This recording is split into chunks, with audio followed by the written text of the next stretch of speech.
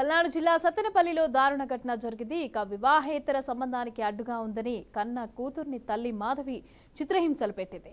5 రోజులుగా అన్నం పెట్టకుండా అట్లకాడతో వాతలు పెట్టింది. తీవ్రంగా కాలిన గాయాలతో ఉన్న పాపను గమనించి స్థానికులు చైల్డ్ లైన్ ఇండియా ఫౌండేషన్ కి ఫిర్యాదు చేశారు. పోలీసులను గమనించిన తల్లి చిన్నారికి దుస్తులు మార్చి ర్యాక్లో దాచి ఉంచింది. చిన్నారిని గమనించిన పోలీసులు తల్లి మాధవి, ఆమెకు సహకరించిన శివపార్వతి అనే మహిళను పోలీసులు స్టేషన్ కి తరలించారు. కేసు నమోదు చేసుకున్న పోలీసులు విచారణ చేపట్టారు. ఇక బాలికను నరసరావుపేటలోని శిశు సంక్షేమ శాఖ గృహానికి ఐసీడీఎస్ అధికారులైతే అప్పగించారు.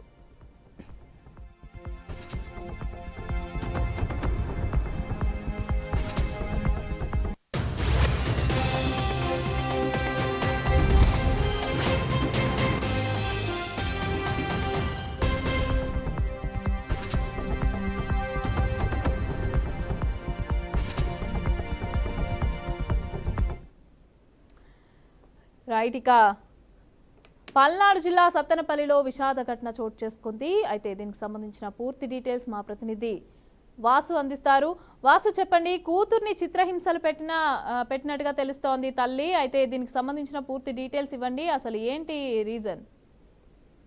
రైట్ మమతా, సత్తెనపల్లిలో దారుణమైన సంఘటన చోటు చేసుకుంది.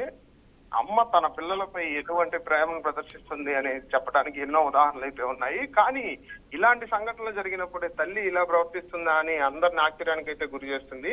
ఎందుకంటే ఈ సంఘటన ఏదైతే జరిగిందో సత్తెనపల్లిలో తనకు వివాహేతర సంబంధానికి అడ్డుగా ఉందని కన్న కూతుర్నే చిత్రహింసలు పెట్టడం కాకుండా 5 రోజులుగా అన్నం పెట్టకుండా అనేక రకాలుగా ఇబ్బంది పెట్టి తీవ్రంగా గాయాలు చేసిన సంఘటన స్థానికుల గురించి గుర్తించి చైల్డ్ హెల్ప్ లైన్ కి అయితే ఫిర్యాదు చేశారు. ఈ సంఘటనలో ఫిర్యాదు చేయడంతో ఈ సంఘటన వెలుగులోకి వచ్చింది. సత్తెనపల్లి రైల్వే స్టేషన్ సమీపంలోని సుగాలి కాలనీలో జరిగిన ఈ సంఘటనకు సంబంధించి పోలీసులకు స్థానికులు సమాచారం ఇచ్చారు. దీనికి సంబంధించి అక్కడున్న స్థానికుల్ని సైతం పోలీసులు సైతం హృదయ విదారక సంఘటనగా నిలిచిపోయింది. దీనికి సంబంధించిన మహిళను తనకి ఎవరైతే తల్లి ఉందో ఆ తల్లికి సహకరించిన